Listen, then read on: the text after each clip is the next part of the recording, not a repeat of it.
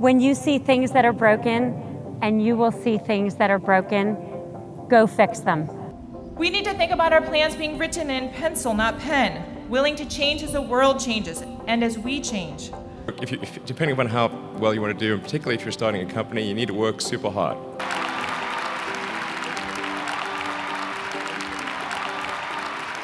The world is full of very complex and challenging problems, and I truly believe that what MIT has taught us is that there is no problem that is too hard to solve if you have the right mindset, the right perseverance, and the right creativity.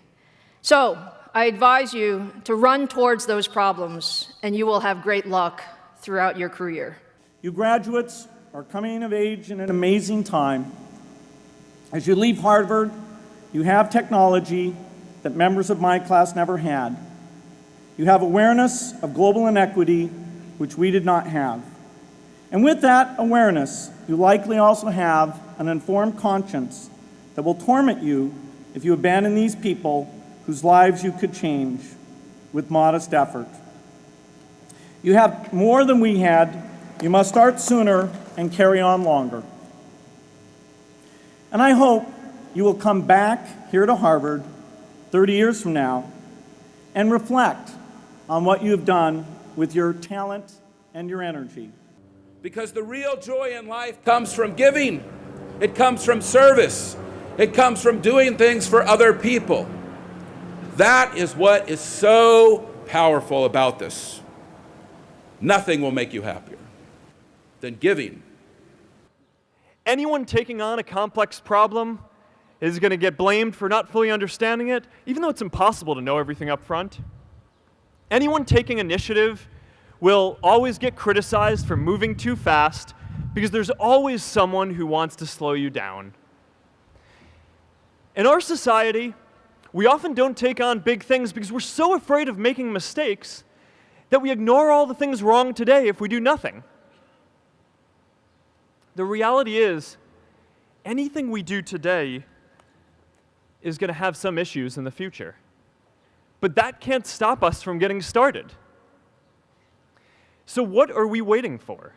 It is time for our generation-defining great works. So maybe one thing more to try to remember is plans are made to be broken. You need to be prepared to explore a bit, to make decisions on what you find, enjoy, discover. I never would have experienced any of that. I never would have discovered that technology could be creative. I never would have started my career in tech, joined Google, led YouTube, if I'd tried to stick to a specific plan that I had made when I was your age. The internet as we know it didn't exist yet when I graduated.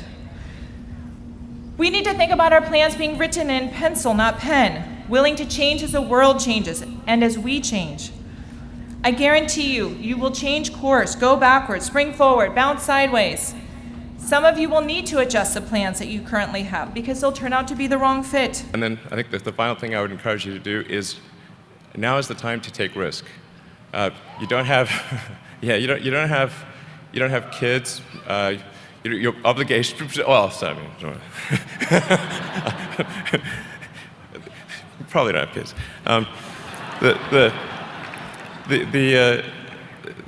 But as you get older, your obligations increase. So and once you have a family, you start taking risk not just for yourself, but for your family as well. It gets much harder to do things that might not work out.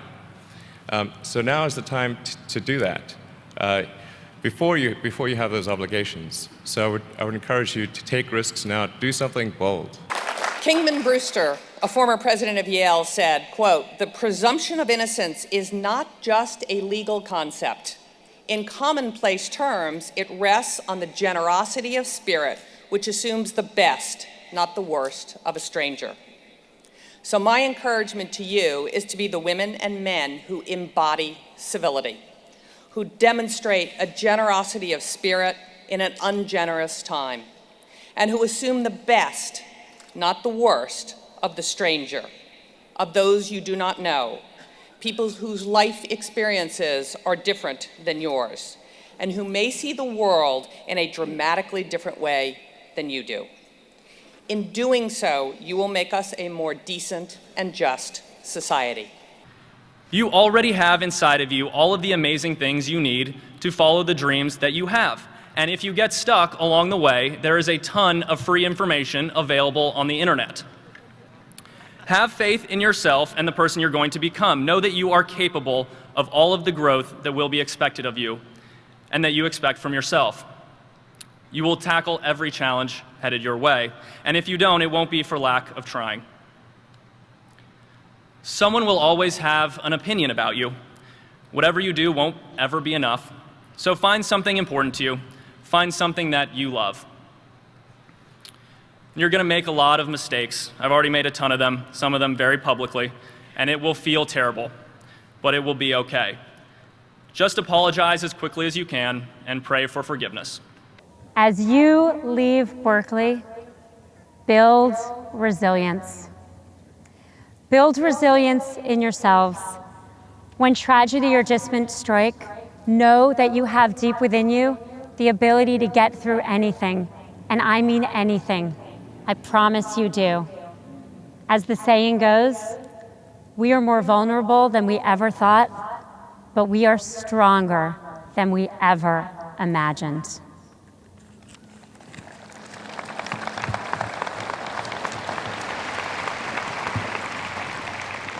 Build resilient organizations.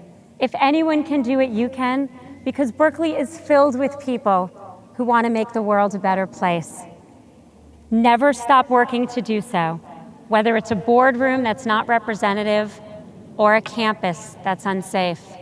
Speak up, especially at institutions like this that you hold so dear. Your generation has already made it clear that you're committed to fairness and justice for all. You are as engaged as any group of graduates who have ever walked the 40 acres. And you're going to demand that technology not only do new things, but that it do the right things. And you see your role in making that so. You have the drive to align your work with a greater purpose. You have the ambition not only to succeed, but to serve. This, you might say, is humanity's source code. So take the time to find the thing that excites you more than anything else in the world. Not the thing your parents want you to do, or the thing that all your friends are doing, or that society expects of you. I know you're getting a lot of advice today, so let me leave you with mine. Be open, be impatient, be hopeful. If you can do that, history will remember the class of 2020, not for what you lost, but for what you changed. You have the chance to change everything. I'm optimistic you will.